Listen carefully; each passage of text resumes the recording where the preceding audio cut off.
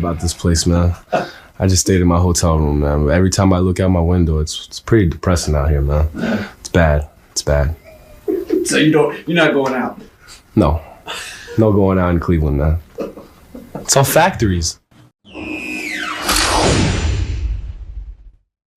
Do you regret anything that you said about Cleveland? Not at all. You like it? You think Cleveland's cool? I mean, I never heard anybody say I'm going to Cleveland on vacation. I mean, what's so good about Cleveland?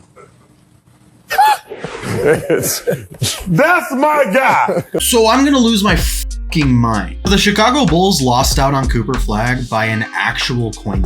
Yeah, when the season ended, the Bulls and the Mavericks had the same record, so their tiebreaker was decided by the flip of a coin. The Mavericks landed the 11th pick, the Bulls landed the 12th pick. The Mavericks in the 11th spot moved up to first overall, and they get Cooper Flagg. The Bulls stayed put at 12. Had the Bulls won that coin flip and gotten 11th, butterfly effect, you never know, but based on the results of the draft lottery, the Bulls would have had Cooper Flagg. What trips me up is that the Mavericks beat the Bulls twice. They swept the season series. So shouldn't they have had the tiebreaker technically to be better than us? I don't think I want to watch basketball.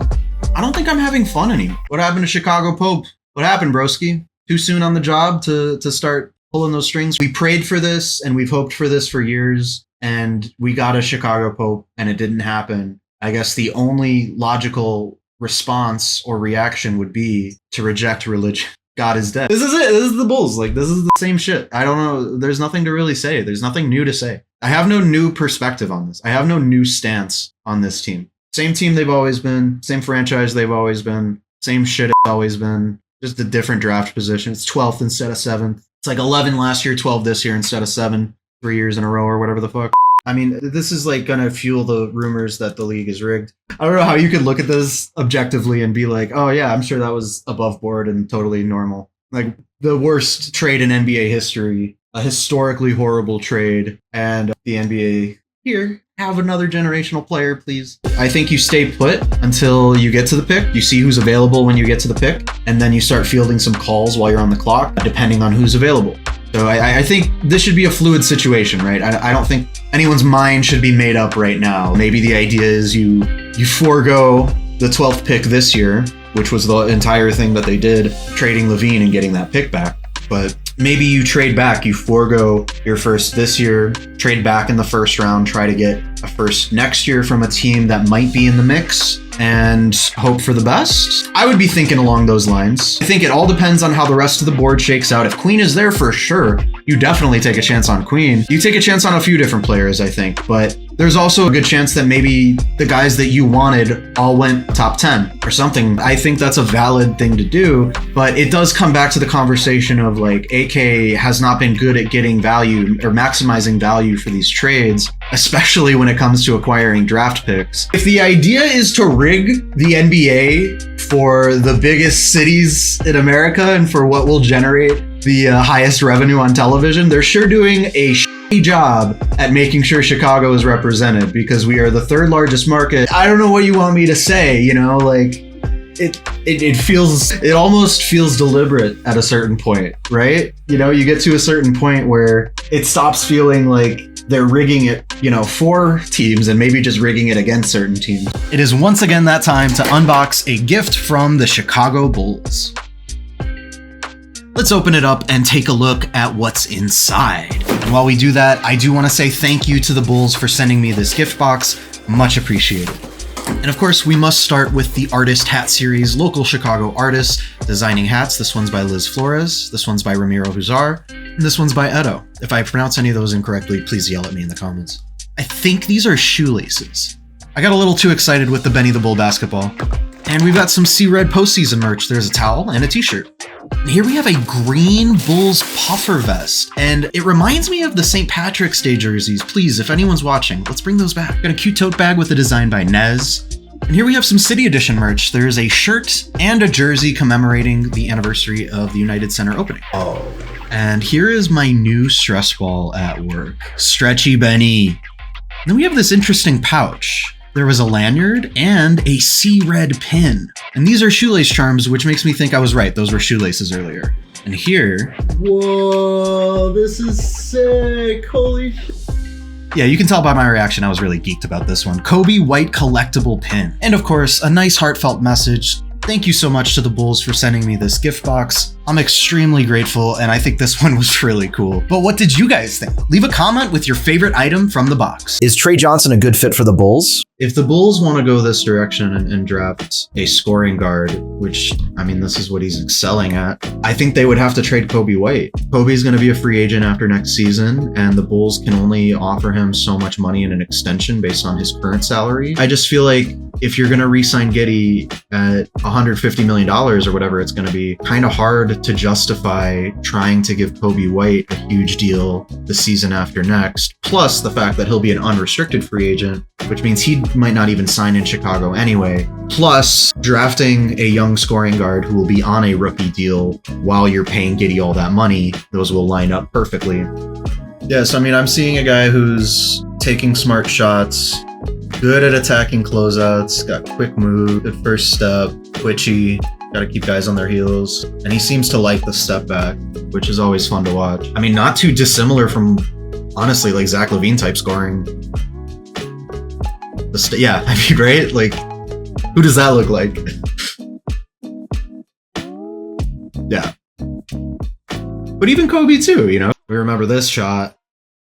Remember watching this live, thinking, damn, wouldn't it be cool to get a player like him? And maybe the Bulls can. Maybe. So I feel like if the Bulls go big, if the Bulls go center, you probably want to trade Vucevic. At least I would hope so. Someone like Queen, who's so versatile as a scorer, you wouldn't want to waste those reps on Vuce, who's not going to be around for the long haul. I feel like he would slot really well into the Bulls offense immediately, just because they've been playing with Vucevic. Queen can pass the ball too. Thing is, I just don't think Queen will probably be there at 12. But last year with Modest Buzelis, he was one of the top-ranked players in the draft, and he fell all the way to 11. Bulls got a nice steal there, I would say, and you never know how the board shakes out. You want to luck out on someone else's tunnel vision. I'm not sure the Bulls are in a position right now to be sending away assets to try to move up in the draft. Can't teach dog, having that dog. Having that dog within you. The dog is within you, and the dog is within Derek Queen. Being so versatile, I think, is exactly what the Bulls would need, but with the prioritization around that kind of like athletic rim running. I heard nipple a lot. Nipple. Always the Blue Devils. There's Malawatch. We're getting a 2-for-1. Let's not talk about Cooper Flagg. We don't have to talk about that. A really good shooter, obviously. Can never have too much of that, and would match what the modern Chicago Bulls are trying to run. We know that the Bulls last season shot more three-pointers than they've ever shot in franchise history, and that seems to be the trend for the Bulls right now. Playing at a high pace, Knepel would be a great fit for that. He's got some inside-outside ability too, though. It doesn't seem like he's totally confined to the perimeter. Seems like he does have that driving ability too. Reading closeouts, beating guys off the dribble. You like a guy who moves a lot off ball. Shades of Klay Thompson, being able to create his own shot too. And the caveat is playing against NBA competition, stronger and faster, being a threat to thread the needle in addition to taking it himself. And then the relentlessness, just moving so much. Feet always moving, hands touching guys, getting all over the place. You love to see a guy so active like that. I mentioned Klay Thompson earlier. I like that comp. Maybe a little more of a passer even. Yeah, the question marks are going to be defensively for sure. A proven scorer. Bulls have always had problems having reliable three-point shooters, especially off the bench. In recent years, that's just been a point of weakness for them. This is the problem with having a team like the Bulls that isn't good enough to draft off of team need, is they need to take the best player available. So if Khan is the best player available, absolutely you go that route, but there might be other guys at 12 that are more enticing and have more upside that the Bulls might want to go with. A very young prospect with tantalizing potential. You might see Asenge as a mid-first round pick. You might see Asenge as a top first round pick. So there's going to be variance here with draft boards and where guys are landing based on how certain scouts feel about him. And that's going to be the same thing for NBA teams. It is every year. And I think what we've learned about the Bulls is they're prioritizing a fast-paced offense. So they want players who can play in transition. They want players who can get shots up quickly and hit them. But To counter that, I think you also need quick defensive players. With Modest now, you have options in terms of who you pair around him because he can kind of vacillate between that 3 and the 4 spot. And I think Asenge is a similar kind of player in that regard. Strong for his age, he's young, but having that frame, that length at that age, it's enticing. It's enticing the same way that Modest was. You could build a god squad of these big wing type players. Positionless was the term that AK used originally when he came to Chicago. If that's actually what the Bulls wanted to do, I think Asenge would be a decent fit. A younger, less experienced, but maybe higher upside play. The question is it going to take him some time to adjust to the physicality and the speed of the NBA? But that wasn't really a problem for Modest in terms of the age thing coming into the league. Maybe that's a little overrated. If you want to go young, you're going to go real young. And this is a very young prospect with tantalizing potential. Look at me, I'm good at hooks. I'm nice with it.